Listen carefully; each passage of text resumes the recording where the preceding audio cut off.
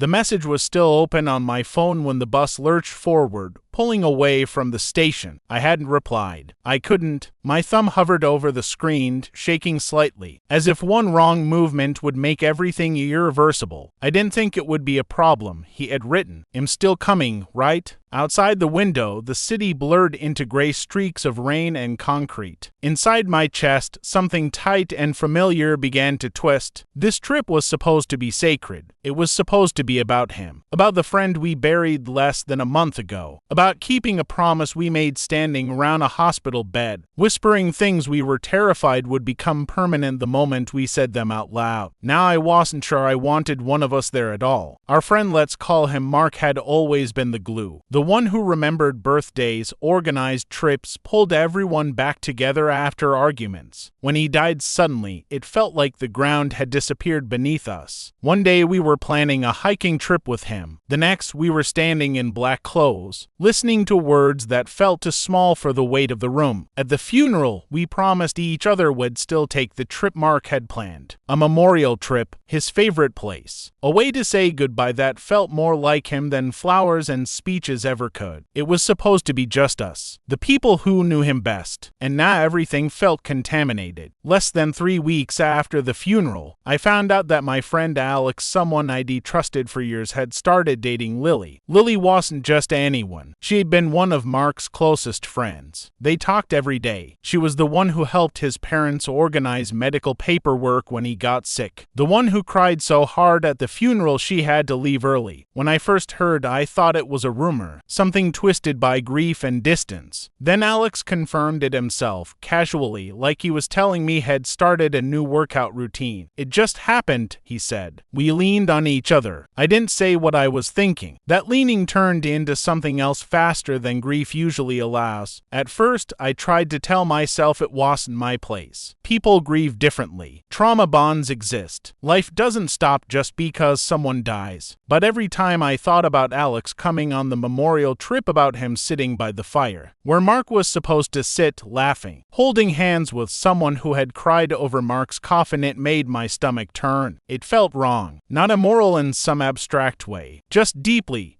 viscerally wrong. The group chat started to shift almost immediately. Conversations became tense. Someone joked awkwardly about third wheels. Someone else went silent. Lily wasn't coming on the trip, but her presence hung over everything like a shadow, and Alex acted like nothing had changed. He talked about logistics, about packing, about how Mark would have loved the trail we were hiking. Every time he said Mark's name, I felt something snap a little tighter inside me. Finally, I asked him to talk, just us. "I need you to understand why this feels bad," I said. "This trip is about Mark, about honoring him, and what you're doing, it feels like you moved on before we even buried him." Alex's face hardened. "That's not fair. I'm not saying you can't date," I replied. "I'm saying the timing matters, and this trip isn't the place. So you're judging me," he said flatly. "I'm asking you to step back," I said. "Just from this, just from the trip." His expression shifted from defensive to hurt. "You don't get to decide how I grieve, and you don't get to turn this into something it's not," I shot back. "This isn't a vacation. It's a memorial." The conversation ended badly. He accused me of gatekeeping grief, of projecting my own feelings onto him, of acting like I owned Mark's memory. When he told the others, the group split instantly. Some agreed with me quietly, privately. They admitted it made them uncomfortable too, but didn't want to cause drama. Others told me I was being cruel, that Mark wouldn't want us fighting, that love after loss wasn't a betrayal. And then Alex sent that message. I didn't think it would be a problem. "I'm still coming, right?" I stared at the screen again. I thought about Mark's laugh, about how he hated conflict, about how he used to say that intentions mattered more than optics. But I also thought about how fiercely loyal he was, how seriously he took trust, how uncomfortable he would have been with the idea of his grief becoming someone else's justification. I typed slowly. "I don't think this trip is the right place for you right now." 3 dots appeared, disappeared, reappeared. "So you're uninviting me," he replied. "I'm asking you to respect what this trip is meant to be," I said, "for everyone else." The fallout was immediate. Alex told people I was punishing him for finding comfort, that I was turning grief into a moral hierarchy, that I was using Mark's death to control the group. I cried that night, not because I doubted my feelings, but because I hated that it had come to this. The trip happened without him. It was quiet, heavy, painful in ways I expected and ways I didn't. We talked about Mark. We cried. We laughed at memories that hurt and healed at the same time, and more than once, someone admitted they were relieved Alex wasn't there. Months later, Alex and I barely speak. Some friendships never fully recover from moments like that. Sometimes I still wonder if I crossed a line, if I should have swallowed my discomfort for the sake of peace, if grief makes everyone selfish and I was just another version of that. But when I think about that trip, about how it felt untouched by complications, by resentment, by something that didn't belong there, I come back to the same question. Was I really wrong for protecting the one thing we had left of him, or was I justified in saying that some boundaries matter more than being polite, even in grief? After the trip, the silence didn't feel peaceful. It felt suspended, like the moment after a door slams when you're not sure whether it closed forever or someone is about to knock. The group chat slowed to a crawl. Messages became practical, stripped of warmth. Birthdays passed with short acknowledgments. Inside jokes disappeared. The absence of Alex was noticeable, but so was the absence of ease. It was as if Mark's death had exposed fault lines we'd never wanted to see. A week after we returned, Alex posted photos online, not of the trip, of himself and Lily, smiling, relaxed, captioned with something vague about finding light in dark times. I stared at the photos longer than I should have, not because they were offensive on their own, but because of how wrong the timing still felt. It was as if grief had become a backdrop instead of a process. People commented with hearts and supportive messages. A few mutual friends messaged me privately, asking if I'd seen the post, as if it were evidence in a case no one wanted to argue openly. I didn't respond. What unsettled me most wasn't Alex moving on. It was how quickly Mark's absence had been repurposed into a justification for something new, as if the space he left behind was fair game simply because it existed. A few days later, one of the friends who had gone on the trip, Sam, came over. We sat on my floor with takeout containers between us, neither of us particularly hungry. I didn't want to say this in the group, Sam said, staring at the wall, but I'm glad he wasn't there. I exhaled slowly. Me too? It would have changed the whole energy, Sam continued. I would have spent the entire time pretending I wasn't uncomfortable. That word again, uncomfortable. It kept surfacing, dismissed by some as immaturity, but it felt too consistent to ignore. Do you think that makes us bad people? I asked. Sam shook their head. No. I think it means we cared about Mark in a different way. Different. Not better. Not worse. Just different. Still, that crept in during quieter moments. Late at night, when distractions faded, I replayed the conversation with Alex over and over. I wondered if my tone had been too sharp, if my boundary had come across as judgment instead of protection, if I'd mistaken my own grief for moral authority. Then, unexpectedly, Lily reached out. Her message was polite, careful, almost formal. I don't want to make things worse, she wrote, but I feel like I should say something. We met at a small cough neither of us went to often. Neutral ground. She looked thinner than I remembered, tired in a way that went deeper than lack of sleep. I didn't know about the trip at first, she said quietly. Alex didn't tell me until later. I didn't respond. I didn't know what I was allowed to say. When he did, she continued, I told him maybe he shouldn't go. I looked up, surprised. He said it would be fine, she said. That people were being dramatic. Her hands tightened around her cup.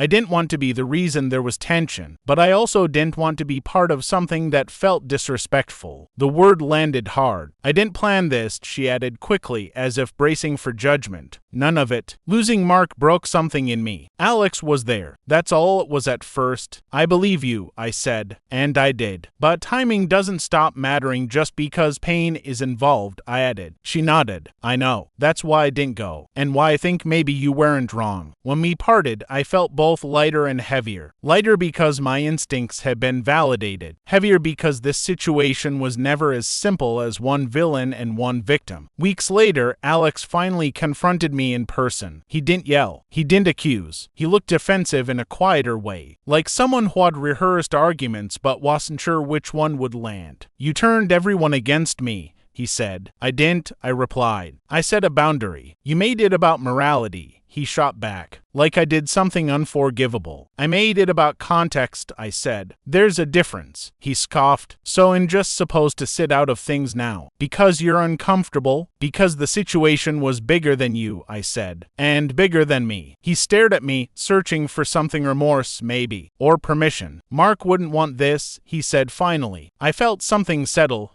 Heavy and certain. Mark wouldn't want to be used as a shield, I replied. That ended the conversation. Over time, the group adapted. Some friendships drifted. Others deepened. The trip became something we spoke about quietly, with reverence. Alex and Lily remained together for a while, then eventually didn't. No dramatic fallout. Just distance. Grief doesn't follow rules, but that doesn't mean anything goes. What I learned was this. Boundaries in grief aren't about punishment. They're about preserving meaning when everything else feels fragile. About deciding that not every feeling deserves the same space, even if all of them are real. I didn't uninvite Alex because I wanted to hurt him. I did it because some moments aren't meant to absorb everything life throws at them. Some moments deserve to stay what they were meant to be. The months that followed didn't bring clarity the way I expected. Instead, they brought distance, quiet, unannounced distance that settled between people without asking permission. The group never officially broke apart. It just thinned. Some people stopped responding altogether. Others checked in occasionally, carefully avoiding Alex's name, as if it were a loose wire no one wanted to touch. Mark's absence was no longer the center of our conversations, but it lingered in everything we didn't say. What surprised me most was how often I was still asked to justify myself. At small gatherings or one-on-one conversations, someone would eventually lower their voice and ask, "Do you still think you did the right thing?" At first, I answered honestly. I explained how the trip felt protected, how the grief needed a container, how Alex's presence would have shifted it in a way that felt wrong. I talked about discomfort and timing and respect. Over time, I stopped explaining, not because I'd grown defensive, but because I realized something unsettling. People weren't asking to understand. They were asking to measure their own choices against mine. Grief made everyone anxious. If I was wrong, then anything was permissible. If I was right, then maybe some of their own compromises weren't as harmless as they'd told themselves. Alex drifted further from the group. Not dramatically, not in a way anyone could point to and say that's where it happened. He just stopped showing up. When he did, conversations stalled. Laughter felt forced. There was always an invisible third presence in the room. The question no one wanted to ask out loud. Eventually, Alex reached out again. This time, it wasn't anger or accusation. It was something worse, uncertainty. "I don't know where I fit anymore," he wrote. I stared at the message for a long time, because that was the thing no one wanted to acknowledge. This wasn't just about a trip. It was about roles being renegotiated after loss. About how death rearranges social gravity, pulling some people closer and pushing others into unfamiliar orbits. "I don't think it's about fitting," I finally replied. "I think it's about listening." He didn't respond right away. When he did, it was short. "I wish you'd been more understanding." I typed, deleted, typed again. "I wish you'd been more patient," I sent. That was the last real exchange we had. Time moved forward the way it always does, indifferently. Seasons changed. Anniversaries passed. Mark's birthday came and went, marked by quiet texts and shared memories that felt softer now, less raw. On the anniversary of his death, a few of us met up again. No big trip, just dinner. We raised a glass, told stories, let the sadness exist without trying to fix it. At one point, someone asked if Alex would come. No one answered, and that silence said everything. Later that night, walking home alone, I realized something that hadn't fully formed until then. I wasn't grieving just Mark. I was grieving the version of our group that existed when he was alive. The easy trust, the assumption that shared history would always be enough to hold us together. It wasn't. Loss didn't just take Mark. It exposed who we were when things stopped being easy. I thought about how often people had told me I should have chosen peace over principle. asshole. How often keeping the group together had been presented as the heist goat. But peace built on swallowing discomfort isn't peace. It's postponement. And grief doesn't erase accountability. It sharpens it. Years later, when someone new asked me about the falling out why Alex wasn't around anymore, I surprised myself with how simply I answered. It wasn't about right or wrong, I said. It was about protecting something fragile. They nodded like they understood, or maybe like they didn't but accepted it anyway. I still think about Alex sometimes. I wonder if he ever saw the situation differently with time. I wonder if he regrets pushing back instead of pausing. I wonder if he still believes I punished him unfairly. And sometimes, rarely, I wonder if I could have handled it with more grace. But then I remember the trip. The quiet mornings, the stories told without tension, the space where Mark could exist without being complicated by something new and unresolved. And I come back to the same conclusion. I didn't act out of cruelty. I didn't act out of control. I acted out of care. Grief doesn't excuse everything, and honoring someone sometimes means saying no even when it costs you people you thought would always stay. If that makes me the asshole, then maybe that's a role I can live with. Even after everything's settled, the question never fully disappeared. It just learned how to wait. It came back in quieter moments while washing dishes, while walking home at night, while scrolling past old photos that still included Alex, smiling beside Mark like nothing bad could ever happen. Grief has a way of revisiting you when you're no longer braced for it. About a year after the trip, Mark's parents invited a few of us over. Nothing ceremonial, just dinner. They wanted to see the people who had meant something to him, to keep his presence alive in a way that felt human instead of symbolic.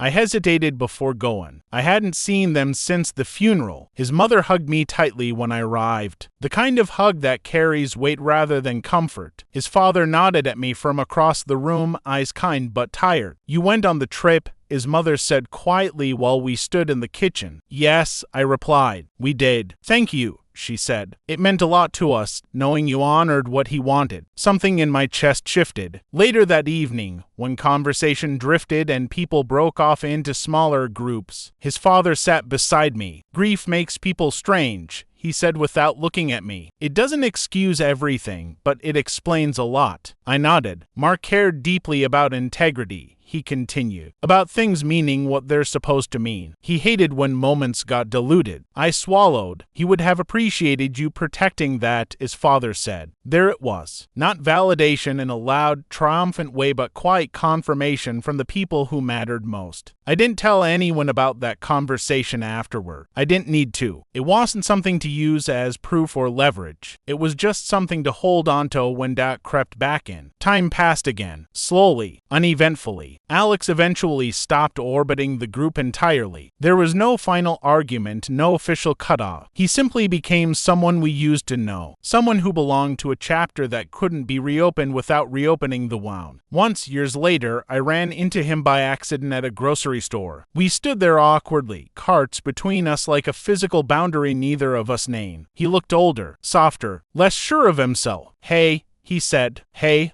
I replied. We exchanged small talk, whether at work, neutral territory. Before we parted, he hesitated. "I still think about that trip sometimes," he said. "So do I answered. "I don't know if I handled things right," he admitted. "I was drowning. I grabbed onto whatever felt like air." I met his eyes. "I know, but I still think you pushed me away," he added quietly. "I think you were already moving somewhere I couldn't follow," I said. He nodded slowly, as if that explanation fit better than the ones had been carrying. We didn't apologize. We didn't reconcile. We simply acknowledged what was. And that was enough. Walking home afterward, I realized something else had changed. I no longer needed the story to end cleanly. Not every conflict resolves into clarity for everyone involved. Some just settle into the truth of what happened, uneven and unresolved. I stopped framing it as a moral dilemma in my head. I stopped replaying it as a courtroom argument where I needed to win. Instead, I began to see it for what it was. A moment where grief forced a choice, and I chose preservation over accommodation. I didn't choose comfort. I didn't choose popularity. I chose meaning. And meaning, I learned, often asks for something in return. Sometimes it asks for silence. Sometimes it asks for distance. Sometimes it asks you to accept that being being right won't feel good, and being compassionate won't look gentle. What stayed with me most wasn't the conflict itself, but what it taught me about boundaries. In the aftermath of loss, that honoring the dead isn't just about remembrance. It's about restraint, about refusing to let their absence be reshaped into something convenient. I don't regret the decision. I regret that it was necessary. But if I were placed back in that moment, phone in hand, message waiting, heart heavy with the knowledge that no choice would be painless, I know what I'd do. I'd protect the moment again. I'd protect the meaning. I'd protect the version of grief that still felt honest. And I'd accept the cost. Eventually, the story stopped asking to be continued. Life moved on in ways that didn't require conclusions or verdicts. New friendships formed. Old ones settled into memory. Mark became someone we spoke about with warmth instead of shock. His name no longer followed by a pause or a sigh, but by a smile that hurt just a little less each time. The conflict faded into something quieter than resentment and heavier than indifference. It became a fact of the past, unchangeable, imperfect but finished. I stopped wondering how others judged my decision. I stopped replaying alternate versions of events where everyone stayed, where no one felt excluded, where grief behaved politely. Those versions were comforting, but they were never real. What was real was this. In a moment where everything felt fragile,